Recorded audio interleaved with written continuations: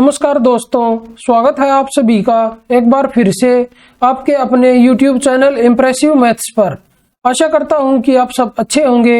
आज की इस वीडियो में हम SSC CGL 2020 टायर 1 के 17 अगस्त शिफ्ट 2 में आए हुए मैथ्स के क्वेश्चंस को सॉल्व करेंगे। तो चलिए स्टार्ट करते हैं अपने क्वेश्चन नंबर 1 से। क्वेश्चन नंबर 1 में हमें दिया हुआ कि चक्रीय चतुर्भुज ABCD इस प्रकार है कि AB वृत्त का व्यास है और angle ADC is equal to 145 degree है, तो एंगल BAC का माप ज्ञात करें। तो सबसे पहले हम इसमें एक सर्कल ड्रॉ कर लेते हैं और अभी हमें दिया हुआ कि AB वृत्त का व्यास है, तो इसका डायमीटर बना लेते हैं। ये है AB और जो हमें चक्रीय चतुर्भुज दी हुई है वो दी हुई है ABC और D। तो यहाँ पे C पॉइंट ले लेते हैं और यहाँ पे D पॉइंट ले लेते हैं। इन सभी को आपस में मिला देते हैं। A को D के साथ मिला देंगे और C को B के साथ। अब ये एक चक्रीय चतुर्भुज बन गई ABC और D और इसमें हमें एंगल दिया हुआ है ADC। ये वाला एंगल है ADC और ये कितना है? ये है 145 डिग्री। तो हमसे पूछा कि एंगल BAC का माप। अगर इसको इसके साथ मिला दें, A को C के साथ, तो जो ये एंगल बनेगा BAC, ये वाला एंगल, इसकी माप हमें बतानी है। और जो ये वाला एंगल है ये कितने डिग्री का एंगल हो जाएगा? ये हो जाएगा 90 डिग्री का एंगल, क्योंकि अर्धवृत्त में बना हुआ कोण है तो ये 90 डिग्री है। और जो ये वाला एंगल होता है, ये एंगल होता है इस एंगल का जोड़ और जमा में इस एंगल का जोड़। तो ये कितना आ जाएगा? ये आ जाएगा 55 डिग्री, क्योंकि 55 प्लस 90 ये होता है 145 डिग्री और यही हमें बताना था। तो ये हमारा ऑप्शन नंबर है 4, 55 डिग्री। तो चलिए बढ़ते अपने क्वेश्चन नंबर 2 की तरफ। क्वेश्चन नंबर 2 में हमें दिया हुआ कि उस गोलाकार शेल का आयतन सेंटीमीटर क्यूब में ज्ञात करें जिसकी आंतरिक और बाहरी त्रिज्या क्रमशः 2 सेंटीमीटर और 3 सेंटीमीटर है। तो ये आंतरिक त्रिज्या है, इसको हम स्मॉल r मान लेते हैं और ये बाहरी त्रिज्या है, इसको हम कैपिटल R मान लेते हैं। और हमें दिया हुआ है गोलाकार शेल, तो इसका आयतन क्या हो जाएगा? इसका आयतन हो जाएगा 4/3 पाई कैपिटल R क्यूब और माइनस 4/3 पाई और स्मॉल r क्यूब। इसमें से 4/3 पाई कॉमन ले लेते हैं, अंदर क्या बचेगा? अंदर बचेगा capital R cube minus small r cube. अभी इसमें हम अपनी वैल्यू रख देते हैं, तो पाई को ऐसे ही रख लेंगे क्योंकि आंसर हमें पाई में बताना है। ये हो जाएगा 4/3 पाई और इनटू में यह आएगा कैपिटल R क्यूब, मतलब 3 का क्यूब होगा 27 और माइनस स्मॉल r का क्यूब होगा 8, तो उसमें से उसको माइनस करेंगे तो यह आएगा 19 और इसको सॉल्व करके ये आ जाएगा 76 पाई और अपॉन में 3 और ये ऑप्शन नंबर हमारा है 1। तो चलिए बढ़ते अपने क्वेश्चन नंबर 3 की तरफ। क्वेश्चन नंबर 3 में हमें दिया हुआ है कि x प्लस वाई पूरे का होल क्यूब और प्लस में 27 इंटू एक्स माइनस वाई पूरे का होल क्यूब और equal to ax minus 2y और इंटू में bx square plus cxy plus 13y square ये है। तो a minus b minus c का मान ज्ञात करें। तो इसको हम लिख सकते हैं a माइनस बाहर कॉमन ले लेते हैं, तो ये हो जाएगा b प्लस c और a b और c की वैल्यू यहाँ से निकाल लेंगे। अगर इधर से ये लेफ्ट हैंड साइड देखें, ये और प्लस में ये, मतलब ये a क्यूब जमा b क्यूब वाली फॉर्म है। तो ये a क्यूब जमा b क्यूब का फॉर्मूला क्या होता है? इधर अगर लिखें तो स्मॉल a क्यूब और प्लस में b cube is equal to a plus b और इंटू में आएगा a स्क्वायर और प्लस में b स्क्वायर और माइनस ab। अभी इधर से a प्लस b निकाल लेते हैं, तो ये जो इधर 27 है इसको अंदर लेके जाएंगे तो ये क्या हो जाएगा? ये हो जाएगा 3x माइनस 3y। अभी इनको ऐड कर लेते हैं, तो ये ऐड करके क्या आएगा? x प्लस वाई और प्लस में 3x माइनस 3y और ये किसके बराबर होगा? ये बराबर होगा ax और माइनस 2y के बराबर। अभी इधर से इसको सोल्व करें तो ये आ जाएगा 4x और माइनस का 2y और जो ये वाली वैल्यू है ये इस वाली वैल्यू के इक्वल है। तो यहाँ से अगर दोनों को कंपेयर करें तो यहाँ से a की वैल्यू निकल के आ जाएगी और वो आएगी 4 के इक्वल।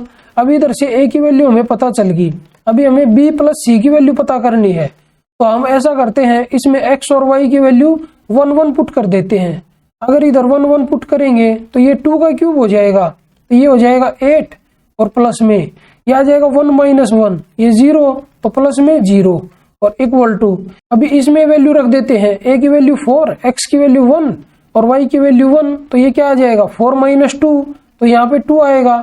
और इनटू में ये क्या है x स्क्वायर है, तो 1 का स्क्वायर 1 होगा, तो इधर ये आ जाएगा b और प्लस में c और प्लस में 13। अभी अगर इनको सोल्व करें तो ये 2 से कट होगा, तो इधर 4 आएगा और इधर से ये क्या आ जाएगा 4 = b + c और प्लस में 13। तो इधर से अगर b + c की वैल्यू निकालें तो वो आ जाएगी -9 के इक्वल।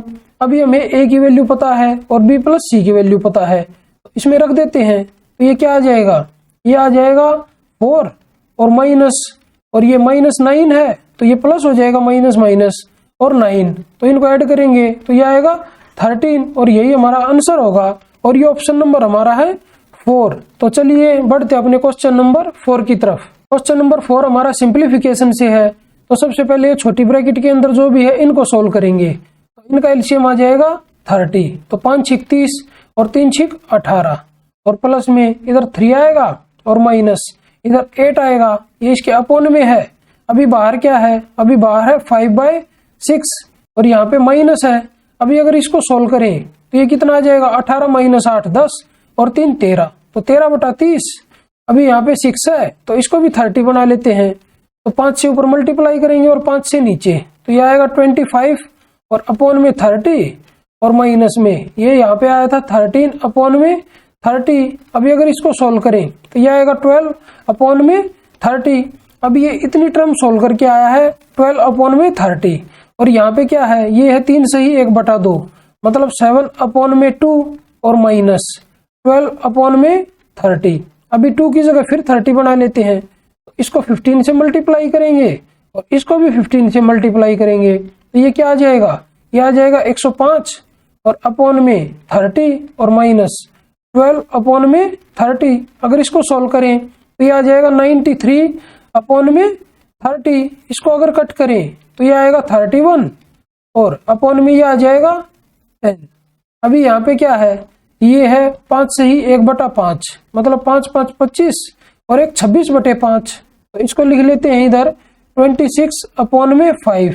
और अभी इधर डिवाइड है तो मल्टीप्लाई कर देते हैं, तो ये 10 ऊपर चला जाएगा और अपोन में 31 नीचे आएगा। अभी इसको कट करें तो 5 से ये 2 पे कट होगा और ये सोल्व करके आ जाएगा 52 अपोन में 31। और ये ऑप्शन नंबर कौन सा हमारा, ये हमारा ऑप्शन नंबर है 3। तो चलिए बढ़ते अपने क्वेश्चन नंबर 5 की तरफ।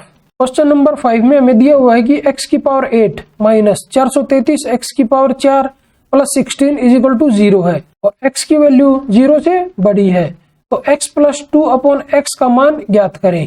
तो इधर से अगर हम देखें तो इधर हम x⁴ से डिवाइड कर देते हैं दोनों तरफ, तो यह आ जाएगा x⁴ और प्लस में 16 अपोन में x⁴ और इक्वल ये होगा 433 के। क्वेश्चन में हमें x + 2/x की वैल्यू निकालनी है।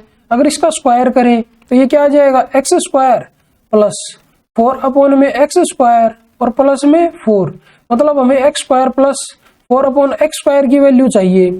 इसकी वैल्यू कैसे निकलेगी, इसका हम एक बार और स्क्वायर कर देंगे, तो इधर से अगर x² प्लस 4/x² इसका होल स्क्वायर करें तो यह आएगा x⁴ और प्लस में 16 अपोन में x⁴ और प्लस में 8, और इसकी वैल्यू हमने क्वेश्चन में निकाली थी 433, तो इधर रख देते हैं 433 और प्लस में 8, ये कितना आ जाएगा, ये आएगा 441। अभी इधर से इस स्क्वायर को हटाएं तो इधर ये रूट हो जाएगा और रूट हो गया कितना आ जाएगा, ये 21 आ जाएगा। मतलब यहाँ से हमें x² प्लस 4 अपोन में x² की वैल्यू मिल जाएगी 21 के इक्वल। अभी ये वैल्यू इसमें रख देते हैं तो ये क्या आ जाएगा, ये आएगा 21 और प्लस में 4, तो ये आया है 25 के इक्वल। और क्वेश्चन में हमने इसका स्क्वायर किया था, अगर स्क्वायर हटाएंगे तो इसका रूट कर देंगे 25 का, तो x + 2/x की जो वैल्यू है वो आएगी 5 के इक्वल, और ये ऑप्शन नंबर हमारा है 1। तो चलिए बढ़ते अपने क्वेश्चन नंबर 6 की तरफ। क्वेश्चन नंबर 6 में हमें दिया हुआ है कि बिंदु P, Q, R, S और T इसी क्रम में केंद्र O वाले वृत्त पर स्थित हैं।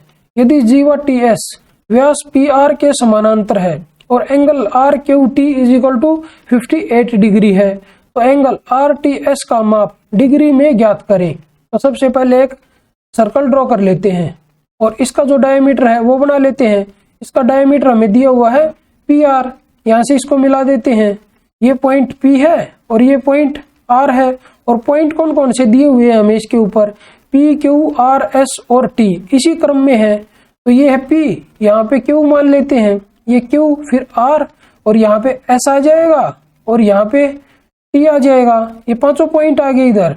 अभी हमें बताया हुआ था कि जीवा जो TS है वो व्यास PR के समानांतर है।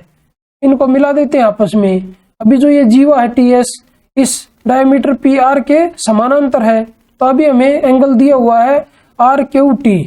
तो RQT एंगल कौन सा हो जाएगा, R को Q के साथ मिला देते हैं और Q को T के साथ मिला देते हैं।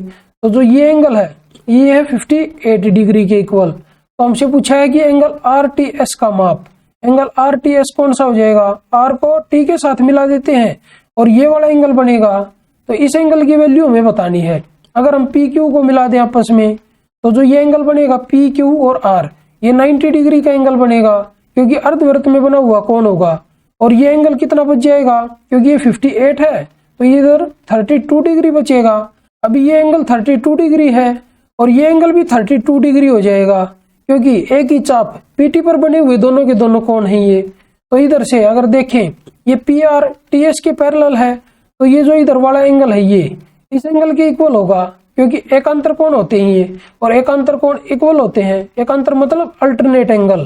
तो ये भी 32 डिग्री के इक्वल आएगा और यही हमें बताना था। और ये ऑप्शन नंबर हमारा हो जाएगा 4। तो चलिए बढ़ते अपने क्वेश्चन नंबर 7 की तरफ। क्वेश्चन नंबर 7 में हमें दिया हुआ है कि x² माइनस √11x + 1 = 0 है। तो x³ जमा 1/x³ का मान ज्ञात करें। तो यहाँ से सबसे पहले हम x + 1/x की वैल्यू निकालेंगे। तो इस इक्वेशन को x से डिवाइड कर देते हैं दोनों तरफ।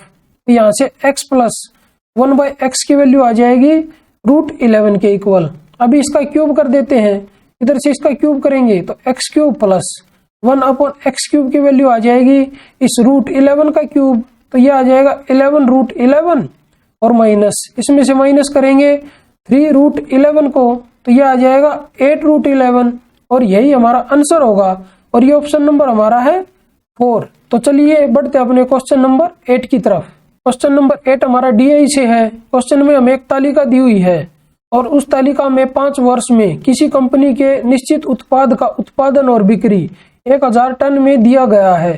तालिका का अध्ययन करें और उसके बाद दिए गए प्रश्न का उत्तर दें। तो क्वेश्चन में हमसे पूछा है किस वर्ष या किन वर्षों में बिक्री में उसके या उनके पिछले वर्ष या वर्षों की तुलना में 25% से अधिक की वृद्धि हुई है। अगर इधर सबसे पहले 2016 में देखें, यहाँ पे कितना है 1290 और यहाँ पे है 1000। अगर इसका 25% निकालें तो वो कितना होगा, वो होगा 250। लेकिन वृद्धि कितनी हुई है, वृद्धि हुई है 290 की, मतलब ये 25% से ज्यादा है और इसलिए हम इस 2016 ईयर को ले लेंगे। तो जो ये ईयर है 2016 ये हमारे आंसर में आएगा। अगर हम अपने ऑप्शन देखें तो ऑप्शन नंबर 1 में 2018 है, मतलब 16 नहीं है, तो ये हमारा आंसर नहीं होगा। ऑप्शन नंबर 2 में अगर देखें तो इसमें भी 16 नहीं है, तो ये भी हमारा आंसर नहीं होगा। अगर ऑप्शन नंबर 3 में देखें तो इसमें भी 16 नहीं है, तो ये भी हमारा आंसर नहीं होगा। तो हमारा आंसर हो जाएगा ऑप्शन नंबर 4, क्योंकि इसमें 2016 भी है और 2018 भी है। मतलब जो ये ईयर है 2016 और 2018, इन दोनों ईयर में पिछले वर्ष की तुलना में 25% से ज्यादा की वृद्धि हुई होगी। इसलिए जो ये ऑप्शन नंबर 4 है ये हमारा राइट आंसर होगा। तो चलिए बढ़ते अपने क्वेश्चन नंबर 9 की तरफ। क्वेश्चन नंबर 9 फिर हमारा DI से है। क्वेश्चन नंबर 9 में हमें एक पाई आरेख दिया हुआ है जिसमें विभिन्न पाठ्यक्रमों में छात्रों के प्रतिशत वितरण को दर्शाया गया है और छात्रों की कुल संख्या है 1400। अभी हमें दिया हुआ है एक तो ये पाई चार्ट और एक ये टेबल। और क्वेश्चन में हमसे पूछा है कि BSc गणित में लड़कियों की संख्या और BSc कंप्यूटर विज्ञान में लड़कों की संख्या का अनुपात ज्ञात करें। तो BSc गणित यहाँ पे है, इसमें है 20%, तो इसको लिख देते हैं 20%। और हमें कौन सा देखना है, हमें देखना है BSc कंप्यूटर विज्ञान और BSc कंप्यूटर साइंस इधर है, तो इसमें है 25%। तो ये टोटल छात्र तो हमने लिख लिए। अभी BSc मैथ्स में है 20% और BSc कंप्यूटर विज्ञान में है 25%। अभी हमें BSc गणित में लड़कियों की संख्या देखनी है। तो यहाँ पे BSc मैथ में ये लड़कों की संख्या दी हुई है और वो लड़के कितने हैं 40% है। तो लड़की कितनी हो जाएंगी 60%, मतलब इसका 60%, तो इंटू 60%, और हमें रेशियो निकालना है तो यहाँ पे रेशियो का साइन लगा देते हैं और इंटू में, अभी ये बीएससी कंप्यूटर साइंस था और उसमें हमें लड़कों की संख्या देखनी है, बीएससी कंप्यूटर साइंस यहाँ पे है और इसमें लड़के हैं 80%, तो इंटू में 80%। अभी इसको सोल्व कर लेते हैं और यहाँ से हमारा रेशियो आ जाएगा। अभी इसको कट करें तो ये परसेंटेज से सारी की सारी परसेंटेज कट हो जाएंगे आपस में। 20 से इसको कट करेंगे तो 20 चौक 80, 4 से इसको कट करेंगे तो ये 15 पे कट होगा। अभी 5 से इसको कट करें तो यहाँ पे 3 आएगा और यहाँ पे 5 आएगा, तो ये अनुपात आ जाएगा 3:5। और ये ऑप्शन नंबर कौन सा हमारा, ये हमारा ऑप्शन नंबर है 2। तो चलिए बढ़ते अपने क्वेश्चन नंबर 10 की तरफ।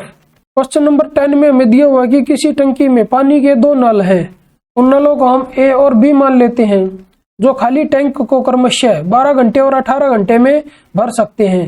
तो ये 12 घंटे में भरता है और ये 18 घंटे में। यह देखा गया कि टंकी की तली में एक जगह रिसाव है जो पूरी तरह से भरी टंकी को 36 घंटे में खाली कर सकता है।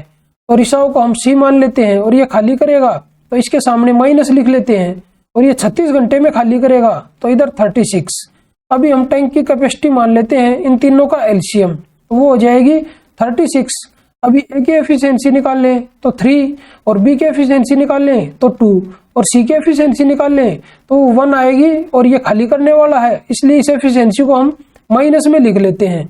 अभी हमें बताया हुआ है यदि खाली टंकी को भरने के लिए एक साथ पानी के दोनों नलों को खोल दिया जाता है और रिसाव को 1 घंटे के बाद ठीक कर दिया जाता है तो खाली टंकी को पूरी तरह से भरने में कितना समय लगेगा।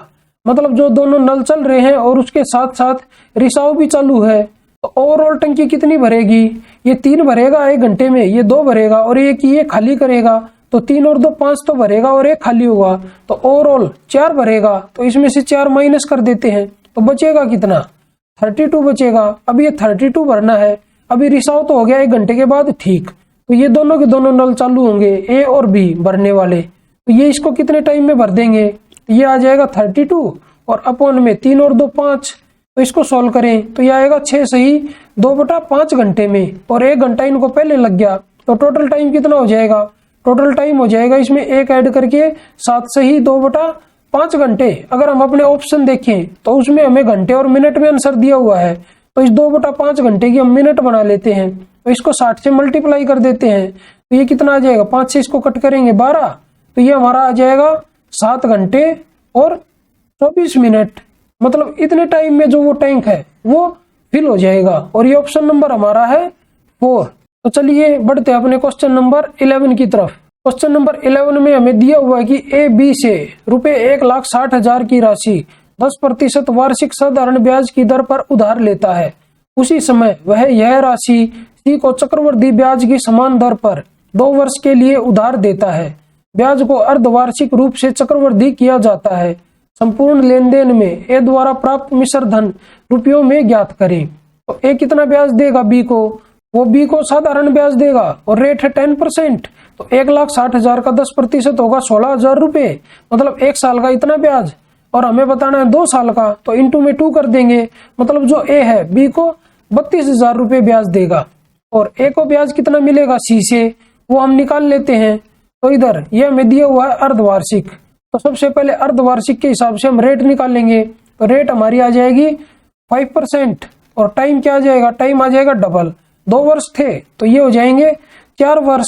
अभी इसके हिसाब से हम चक्रवृद्धि ब्याज निकाल लेते हैं, तो इधर से रेट है 5%, और जो मूलधन है वो है 1,60,000 रुपए, तो इसका 5% कितना होगा, तो इसका 5% आ जाएगा 8,000 रुपए, और ये हमारा ए आएगा, ए होता है पी का R%। अभी इधर से अगर बी निकाल ले तो बी होता है ए का R%, तो इसका 5% कितना हो जाएगा, तो 10% 800 और 5% 400। अभी हम सी निकालेंगे, सी होगा बी का R%, तो इसका 5% कितना हो जाएगा, इसका 5% हो जाएगा 20। अभी इधर से हम डी निकालते हैं, तो इसका 5% ले लेंगे तो वो हो जाएगा 1। अभी हमें 4 साल का चक्रवृद्धि ब्याज निकालना है, और वो होता है 4A plus 6B plus 4C और प्लस में D। अभी इसको 4 से मल्टीप्लाई कर देंगे, इसको 6 से, इसको फिर 4 से और इसको 1 से, तो ये कितना आ गया इधर, ये आ गया 32,000 रुपये। ये इतना ब्याज तो उसने बी को भी देना था, तो इसको हम इधर ही छोड़ देते हैं। ए को कितना मिलेगा, ए को मिलेगा ये 2400 रुपये और प्लस में ये 80 रुपये और ये प्लस में 1 रुपया। इन सभी को अगर ऐड करें तो ये आ जाएगा 2481 रुपये। मतलब ए को इतना प्रॉफिट होगा, क्योंकि जो ये 32,000 रुपये थे, ये इतना ब्याज तो वो बी को दे देगा और ये 2481 रुपये उसके पास बच जाएंगे। और वही हमें क्वेश्चन में बताना था, और ये ऑप्शन नंबर हमारा है 3। तो चलिए बढ़ते अपने क्वेश्चन नंबर 12 की तरफ। क्वेश्चन नंबर 12 हमारा DI से है। क्वेश्चन नंबर 12 में हमें एक पाई आरेख दिया हुआ है और उसमें हमें एक महीने में किसी परिवार के व्यय का डिग्री वार विवरण दर्शाया गया है। परिवार की कुल आय है रुपये 43,200। तो क्वेश्चन में हमसे पूछा है खाद्य पर खर्च की गई राशि बचत और फुटकर व्ययों का कितना प्रतिशत है। तो खाद्य अगर देखें तो खाद्य कहाँ पे है, ये है फूड, तो यहाँ पे है 105। अभी हमें देखना है बचत और फुटकर। बचत यहाँ पे है और फुटकर ये वाला है। अगर इन दोनों को ऐड करें तो ये 80 है और ये 45 है। तो अभी हमें खाद्य पर खर्च की गई राशि कितनी खर्च की गई है इनके कंपैरिजन में, उसका परसेंटेज निकालना है। तो ये कितना आ जाएगा 105 और अपॉन में 125 दोनों को ऐड करके, और परसेंटेज निकालना है तो इनटू में 100।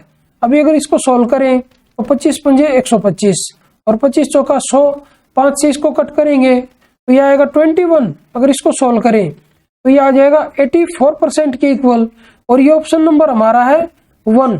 तो चलिए बढ़ते अपने क्वेश्चन नंबर 13 की तरफ। क्वेश्चन नंबर 13 में हमें दिया हुआ है यदि साइन A = 1/2 है और एंगल A न्यून कोण है तो tan A - cot A और अपॉन में √3 × 1 + कोसिकेंट A का मान ज्ञात करें। तो साइन की वैल्यू 1/2 कब होती है, 30 डिग्री पे। तो यहाँ से A एंगल की वैल्यू आ जाएगी 30 डिग्री।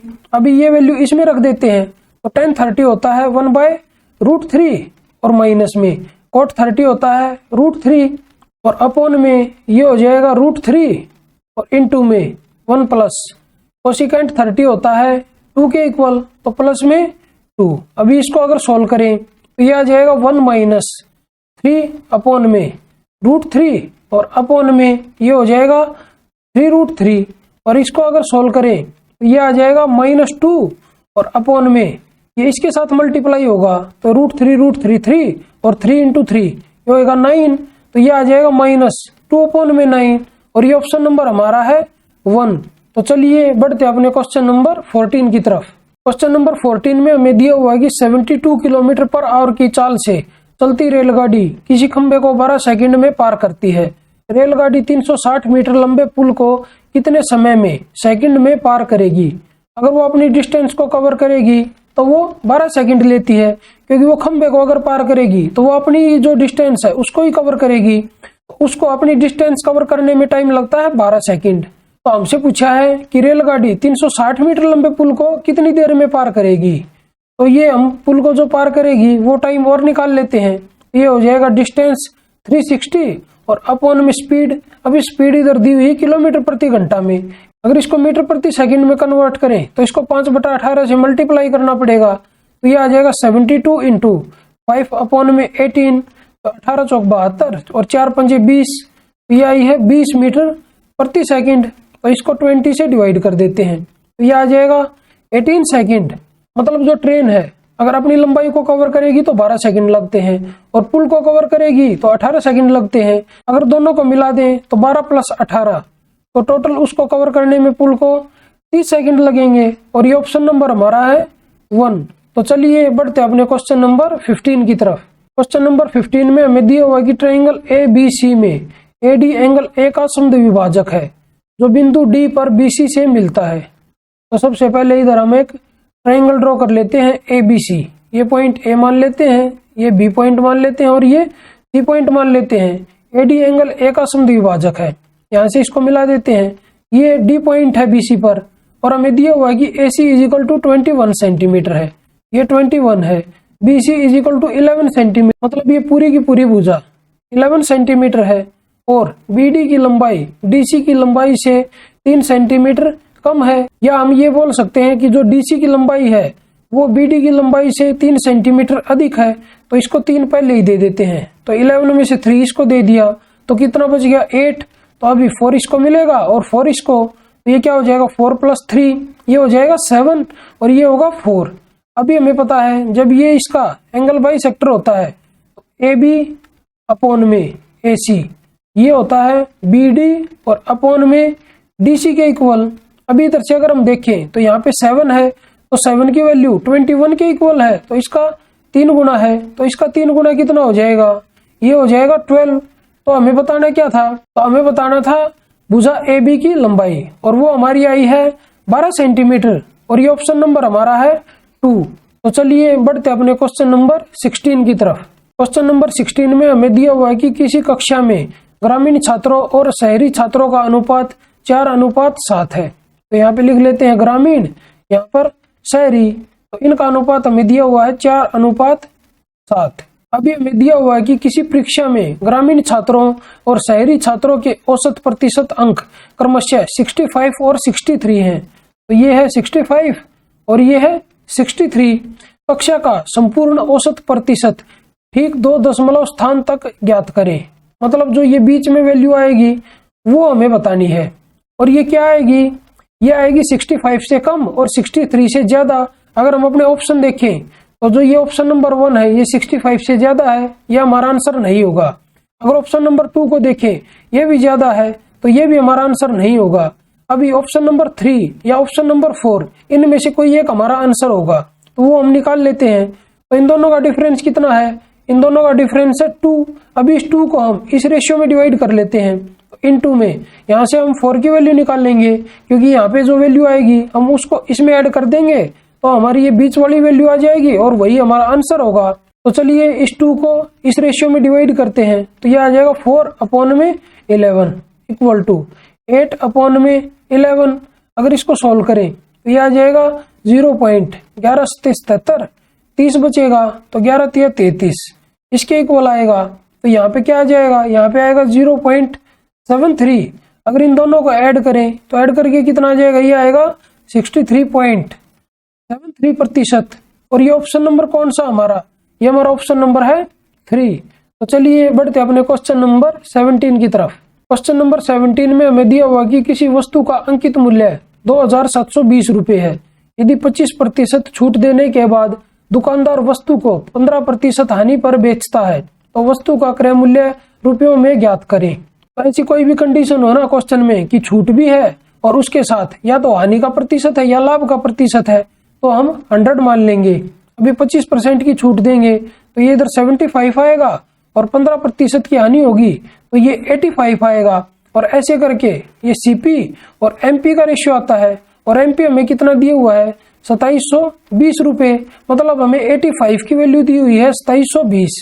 तो हमसे पूछा है वस्तु का क्रय मूल्य, तो हमें 75 की वैल्यू बतानी है। तो 75 की वैल्यू क्या हो जाएगी 2720 और इनटू में 75 और अपॉन में 85। अभी इसको अगर सोल्व करें तो 17 से कट करते हैं, तो 17 × 5 = 85 और 17 × 1 = 17, 17 × 6 = 102 और इधर आएगी 0। अभी 5 से इसको कट करें तो ये आ जाएगा 15। अभी इनकी मल्टीप्लाई करेंगे तो ये 0, 15 × 6 = 90, 0 9 हासिल, 15 × 1 = 15 और 9 24, तो ये आएगा 2400 के इक्वल, और ये ऑप्शन नंबर हमारा है 3। तो चलिए बढ़ते अपने क्वेश्चन नंबर 18 की तरफ। क्वेश्चन नंबर 18 में हमसे पूछा है 1.8 और 3.2 के बीच मध्य अनुपात और 5 और 3 के तृतीय अनुपात में अंतर ज्ञात करें। तो सबसे पहले मीन प्रोपोर्शनल निकाल लेते हैं, इन दोनों का निकालना है। तो ये हो जाएगा 18/10 और इनटू में 32/10, और इसका रूट करेंगे तो ये मध्य अनुपाती आएगा निकल के। तो इसको हम क्या लिख सकते हैं, इसको हम लिख सकते हैं 9 × 32 दूनी 64 और अपॉन में 100, और इसका रूट, अगर ये रूट से बाहर वैल्यू आएंगी तो ये क्या आएगा 3 × 8 और अपॉन में 10, तो ये आ जाएगा 2.4 के इक्वल। अभी इधर से 5 और 3 का थर्ड प्रोपोर्शनल निकाल देते हैं, तो वो क्या होगा b² अपॉन में a, मतलब ये होगा 3 × 3 और अपॉन में 5, ऊपर नीचे 2 से मल्टीप्लाई कर देते हैं तो ये आ जाएगा 3 × 3 = 9 दूनी 18, तो ये आएगा 1.8। अब इन दोनों का डिफरेंस हमें बताना है, इन दोनों का डिफरेंस आएगा 0.6 के इक्वल, और ये ऑप्शन नंबर हमारा है 1। तो चलिए बढ़ते अपने क्वेश्चन नंबर 19 की तरफ।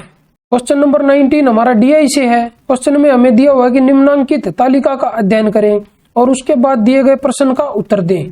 तालिका किसी शहर के विद्यालयों में नियुक्त प्राथमिक विद्यालय के शिक्षकों की संख्या का जिलावार आंकड़ा दर्शाती है। तो क्वेश्चन में हमसे पूछा है 5 जिलों में महिला शिक्षकों की औसत संख्या कितनी है। तो यहाँ पे है फीमेल टीचर्स, और जो ये डिस्ट्रिक्ट है ये कितनी है, ये 3 और 2 5 है।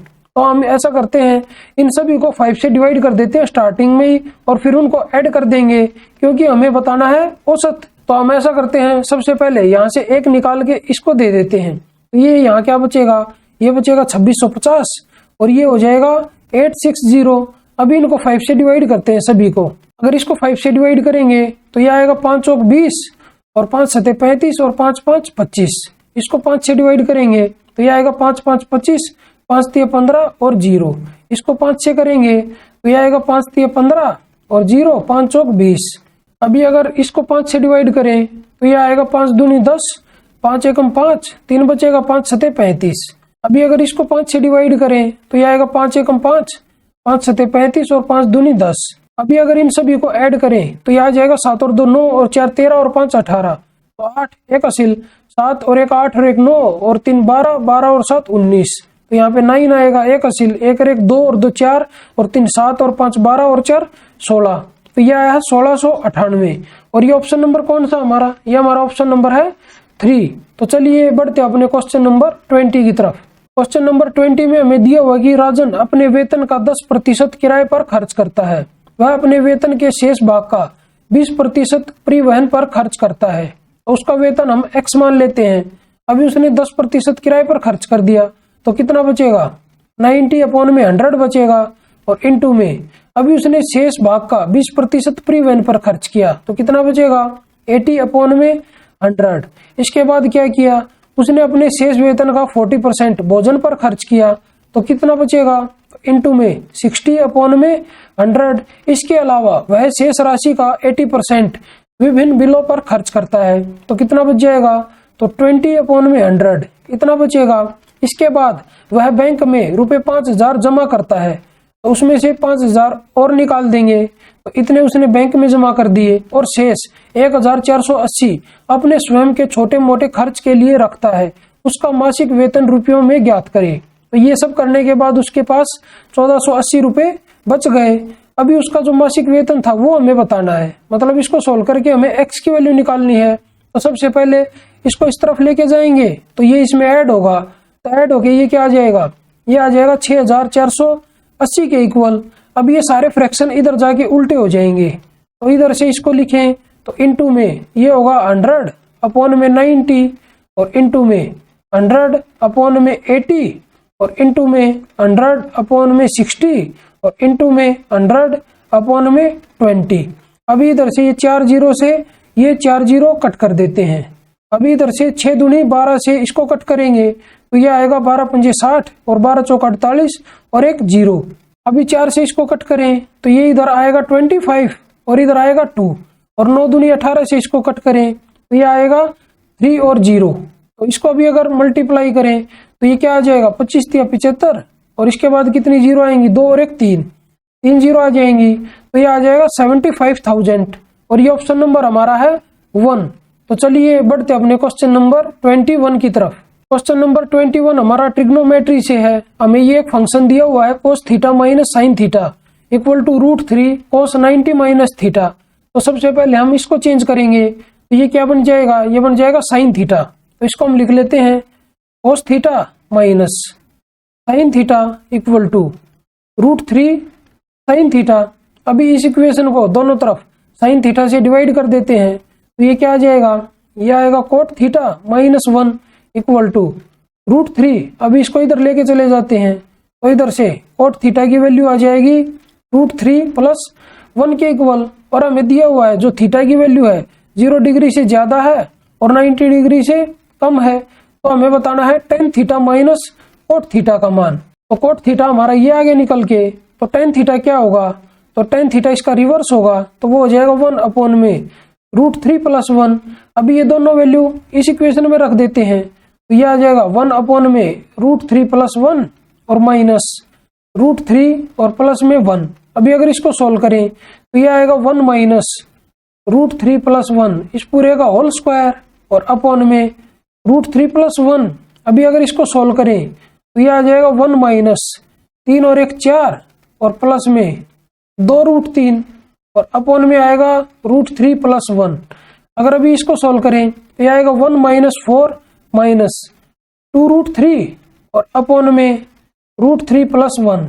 अभी इसको अगर सोल्व करके लिखें तो क्या लिख सकते हैं, इसको लिख सकते हैं -3 माइनस 2√3 और अपॉन में यह आएगा √3 + 1 और माइनस कॉमन ले लेते हैं तो माइनस कॉमन लेके क्या आएगा, यह आएगा 3 + 2√3 और अपॉन में √3 + 1। और अगर ये अपना ऑप्शन देखें कि ऐसा कौन सा ऑप्शन है तो ये हमारा ऑप्शन नंबर है 2। तो चलिए बढ़ते अपने क्वेश्चन नंबर 22 की तरफ। क्वेश्चन नंबर 22 में हमें दिया हुआ है कि ट्राइंगल ABC में D पर AD परपेंडिकुलर BC है। तो सबसे पहले हम एक ट्राइंगल बना लेते हैं ABC, दोनों को इधर मिला देते हैं। ये पॉइंट मान लेते हैं A है, ये B पॉइंट है और ये C पॉइंट है। अभी जो AD है वो BC के ऊपर परपेंडिकुलर है तो यहाँ से एक परपेंडिकुलर ड्रॉ कर देते हैं इसके ऊपर। ये पॉइंट है D। अभी हमें दिया हुआ है कि AE एंगल A का समद्विभाजक है तो इसका समद्विभाजक यहाँ पे मिला देते हैं और ये E पॉइंट आ जाएगा। अभी हमें दिया हुआ है कि एंगल B = 62 डिग्री है। ये एंगल हमें दिया हुआ है 62 डिग्री और एंगल C = 36 डिग्री है। तो ये एंगल भी हमें दिया हुआ है 36 डिग्री। तो हमसे एंगल DAE का माप पूछा है तो जो ये वाला एंगल है इसकी वैल्यू हमें बतानी है। तो एंगल DAE इसके इक्वल होगा जब भी ऐसी कंडीशन होगी कि एक तो परपेंडिकुलर होगा उसी एंगल से और एक उसी एंगल का समद्विभाजक होगा। तो उन दोनों के बीच में कितना एंगल बनेगा, वो बनेगा एंगल B और माइनस में एंगल C और अपॉन में 2 और इसका मोड। और मोड का मतलब ये है कि इससे बाहर जो भी वैल्यू आएगी वो प्लस की वैल्यू आएगी। तो अभी इसको सॉल्व करें तो B - C इन दोनों का डिफरेंस लेंगे तो यह आ जाएगा 6 और 5 में से 3 गया 2 और अपॉन में 2 तो यह आएगा 13 डिग्री के इक्वल और ये ऑप्शन नंबर हमारा है 1। तो चलिए बढ़ते अपने क्वेश्चन नंबर 23 की तरफ।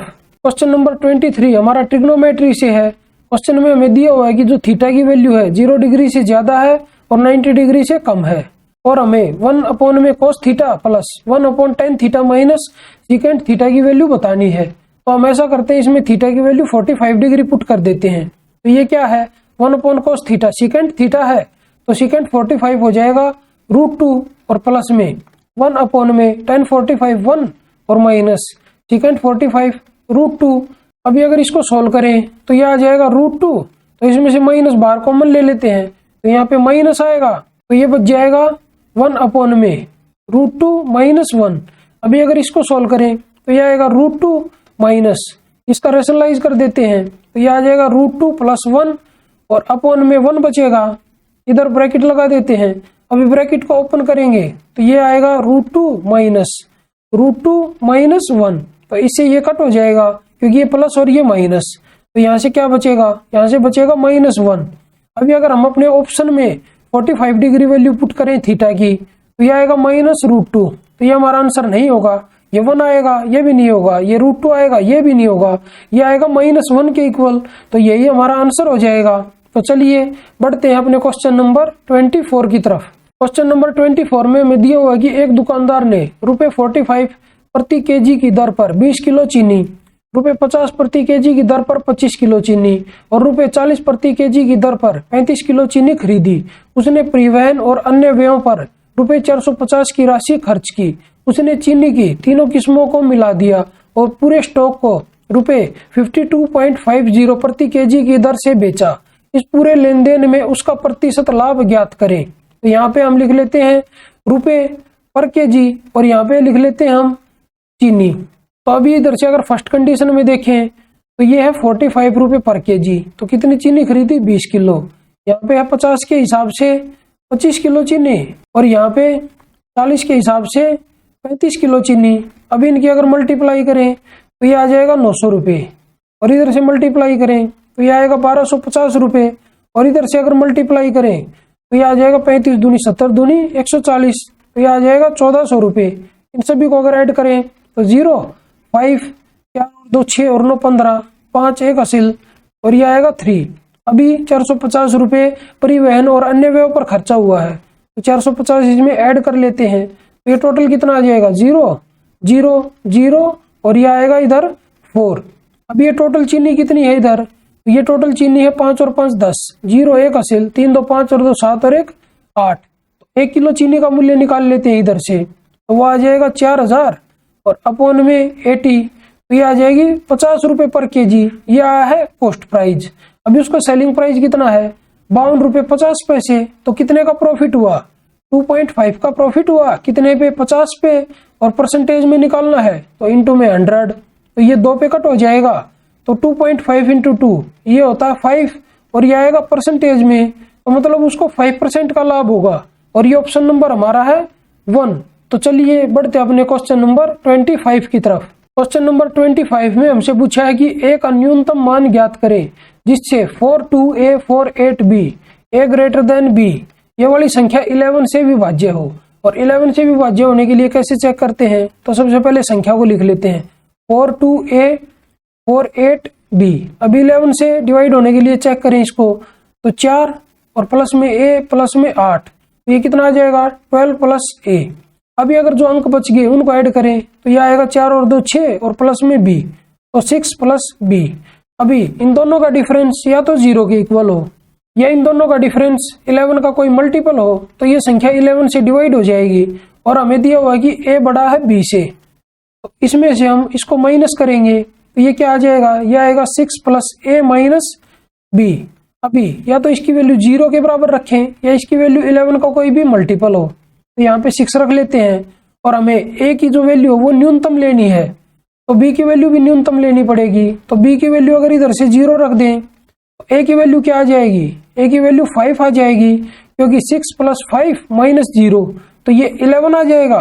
और ये पूरी की पूरी संख्या 11 से डिवाइड हो जाएगी, तो यहाँ से हमें पता चल गया कि जो A की वैल्यू आएगी वो 5 के इक्वल आएगी, और यही हमारा आंसर होगा। और ये ऑप्शन नंबर हमारा है 2।